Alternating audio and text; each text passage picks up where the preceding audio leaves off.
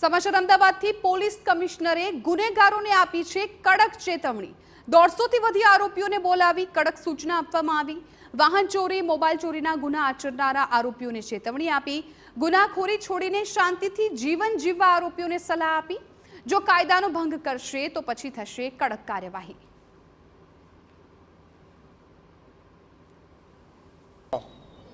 અત્યારે જે તમે જોતા હશો કે જે અસામાજિક તત્વોની આપણે જે સૂચિ બનાવી છે એમાં અમદાવાદ શહેરમાં કુલ 1481 લોકોની સૂચિ આપણે બનાવી છે, જેમાં બૂટલેગર છે 303, જુગારવાળા 21, શરીર સંબંધી 687, મિલકત સંબંધી 424 અને અન્ય બીજા 46, એમ કુલ 1481 લોકોની જે સૂચિ બનાવી છે। એમાં ઘણા બધા પાસામાં જઈ રહ્યા છે, ઘણા બધા કડીપાર પણ થયા છે, ગુનામાં ઇન્વોલ્વ છે।